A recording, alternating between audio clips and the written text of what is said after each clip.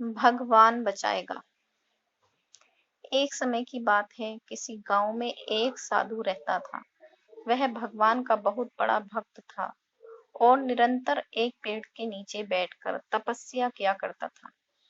उसका भगवान पर अटूट विश्वास था और गांव वाले भी उसकी इज्जत करते थे। एक बार गांव में एक बहुत भीषण बाढ़ आ गई। चारों तरफ पानी ही पानी दिखाई देने लगा। सभी लोग अपनी जान बचाने के लिए ऊंचे स्थानों की तरफ बढ़ने लगे। जब लोगों ने देखा कि साधु महाराज अभी भी पेड़ के नीचे बैठे भगवान का नाम जप रहे हैं, तो उन्हें यह जगह छोड़ने की सलाह दी। पर साधु ने कहा, तुम लोग अपनी जान बचाओ, मुझे तो भगवान ही बचाएगा। धीरे धीरे पानी का स्तर बढ़ता गया और पानी साधु की कमर तक आ पहुंचा। इतने में वहां से एक नाव गुजरी। मल्लाह ने कहा, हे साधु महाराज, आप इस नाव पर सवार हो जाइए, मैं आपको सुरक्षित स्थान पर पहुंचा दूंगा।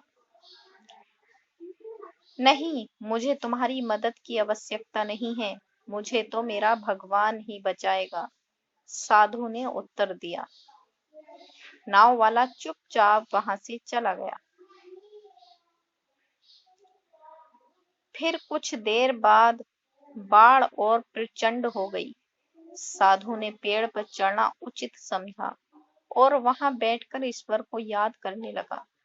तभी अचानक उन्हें गड़गड़ाहट की आवाज सुनाई दी। एक हेलीकॉप्टर उनकी मदद के लिए आ पहुंचा। बचाव दल ने एक रस्सी लटकाई और साधु को उसे जोर से पकड़ने का आग्रह किया।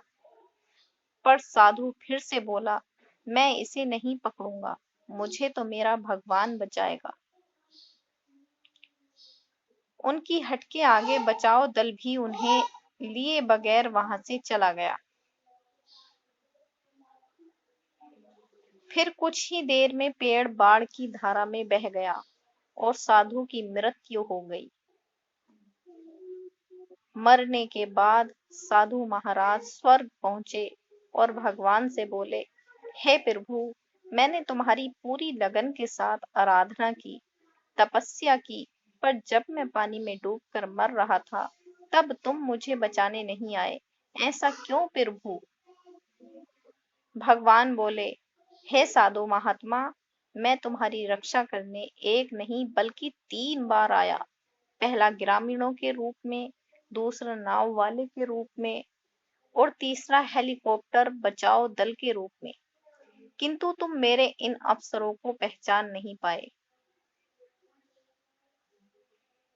मित्रों, इस जीवन में ईश्वर हमें कई अवसर देता है। इन अवसरों की प्रकृति कुछ ऐसी होती है कि वे किसी की प्रतीक्षा नहीं करते हैं।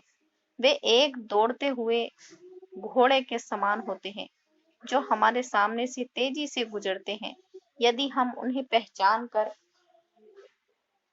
उनका लाभ उठा लेते हैं, तो वे हमें हमारी मंजिल तक पहुंचा देते हैं। अन्यथा हमें बाद में पछताना ही पड़ता है। तो दोस्तों, आपको हमारी ये कहानी कैसी लगी? इसे लाइक और हमारे चैनल को प्लीज सब्सक्राइब जरूर करना और ऐसी ही प्यारी कहानियां सुनने के लिए हमारे YouTube चैनल से जुड़ना। धन्यवाद।